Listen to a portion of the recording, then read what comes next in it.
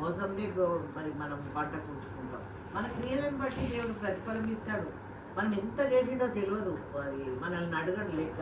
ఎలాగూ చేసినావు, నువ్వు ఏ విధంగా చేసావు, నీ పరిచర్య, నా పరిచయం చేసావు, ఎలాగూ చేసావు. ఇంకా మనం పరీక్షించుకోవాలి.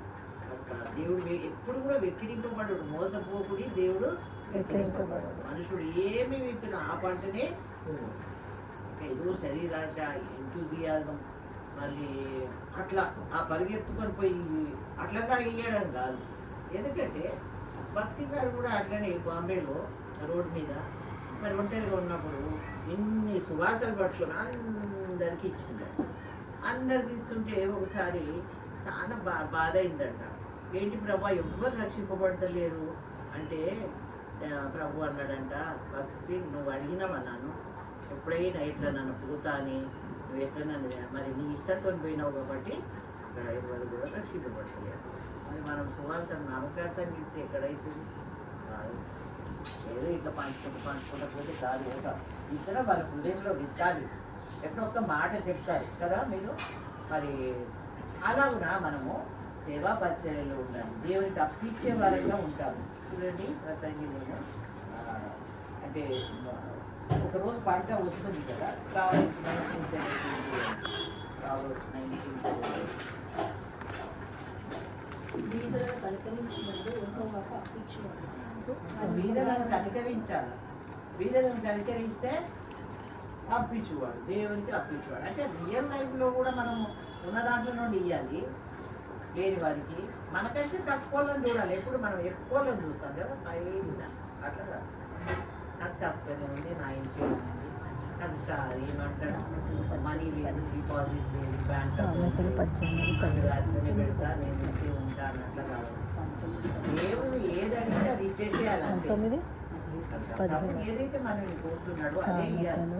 అది అంటాడు అపోస్తల కార్యంలో, వెండి బంగారాలు నా దగ్గర లేవు, ఎక్కువగా నామం నన్ను అడుగుమంటున్నాడు. చూడండి ఆత్మీయంగా మనం ఏం చేస్తామంటే ఏదో అందరిలాగా మనం కూడా అంటే డబ్బులు ఇవ్వాలా, అవసరం ఉంటున్న వాళ్ళకి ఇవ్వచ్చు, కుష్ఠరోగులకు వాళ్ళకు. ఈ రోజులలో చాలా రిచ్ పీపుల్గా ఉన్నారు వాళ్ళు.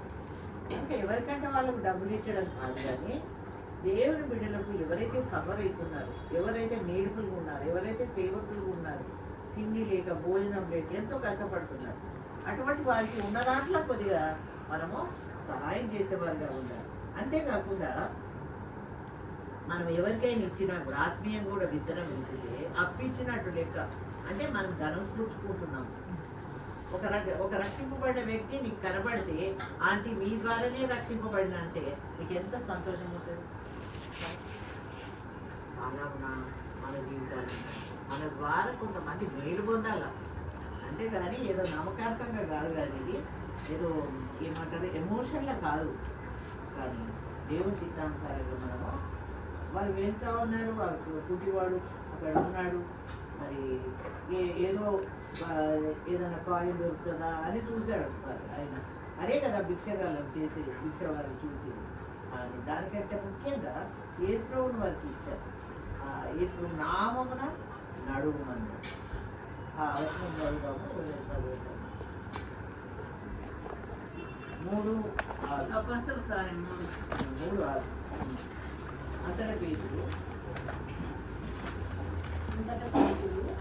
వెండి బంగారంలో నా దగ్గర లేవు, కానీ నాకు కలిగినగా నీకు ఇచ్చుచున్నాను. నజరేయుడైన యేసుక్రీస్తు నామమున నడుమని చెప్పి. కనుక ఇక్కడ మనం బీదలకు సహాయం చేస్తున్నాం. బీదలు అంటే ఆత్మీయంగా బీదలుగా కూడా ఉన్నారు, ఆత్మీయ దుస్థితిలో ఉన్నారు, పాపం అనే బురదలో ఉన్నారు. బయటకు లాగడం ఎట్లా? మనం ఆ దీన స్థితిని చూసుకొని వాళ్ళకి రక్షణ ఇస్తే ఏమంత ఆ బీదతనం కాదు. ఆ లాజరు, చనిపోయిన లాజరు ఎట్లా పరలోకంలో అబ్రహాం రోము దగ్గర రోము ముందు ఉన్నాడు, అట్లనే మరి మన వాళ్ళని కూడా ఈ బీద వాళ్ళని కూడా రక్షిస్తే మంచిది. కొంతమంది ఎడ్యుకేషన్ ఉన్న వాళ్ళకి ఇస్తారు, లేకపోతే వాళ్ళతో మాట్లాడాలి, భిక్షగాళ్ళు మాట్లాడాలి, ట్రాన్స్జెండర్స్ కూడా మాట్లాడవచ్చు, కానీ వాళ్ళని జాగ్రత్తగా ప్రేమతో మాట్లాడాలి. ఎదిరించి వాళ్ళు పుట్టింది అది దేవుడు చేసిన వాళ్ళు. కొంతమంది నపుంసకులా దేవుడు పుట్టిస్తారు, అది చూడడానికి మత్తయి వార్తలో దేవుడు అది మనుషులతోనే చేసుకుంటారు, మనుషులతోనే నపుంసకులు అవుతారు, దేవుడితోనే చేస్తారు. ఇంకా మూడు అంతలుగా ఉంది రెండు సార్లు మరి. అట్లా వాళ్ళు నపుంసకులు అయినారు జన్మతోని. ఇప్పుడు అంజని మరి ఎట్లుంది, ఆమె ట్రాన్స్జెండర్, ఆమెను ఎవ్వరు కూడా దగ్గర తీసుకోవాలి, కానీ రక్షింపబడి దేవుని సేవ చేస్తుంది.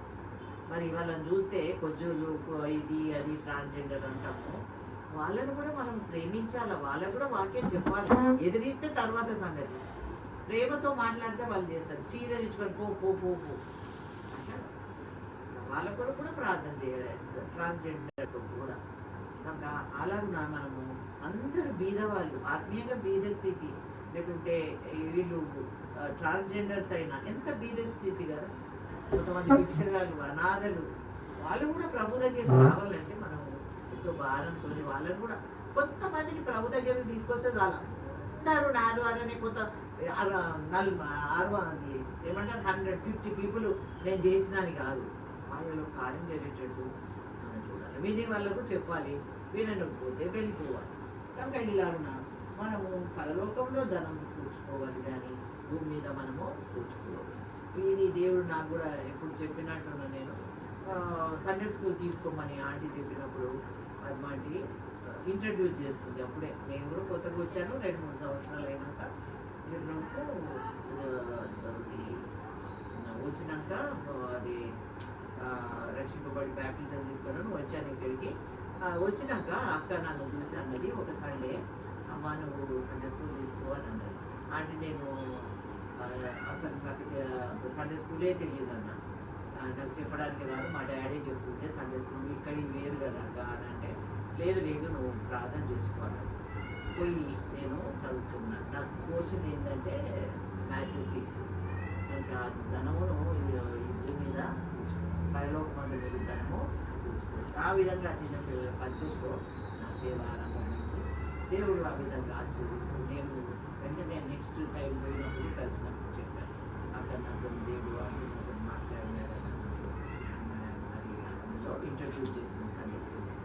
ఇంకా ఇలాగ మన పరిచయం ఎవరమైనా సరే ఏదో నామకార్థంగా కాదు, కానీ అది ఎంతో విశ్వాసం పరిచర్య, మరి ఆత్మీయ పరిచర్యగా మనకు ఉండాలని మనకి దేవుడి వాక్యాన్ని పూజించాలి. విడనాడే దేవుడిని కాదు తండ్రి, మీ స్వాస్థ్యం మీరు మర్చిపోయి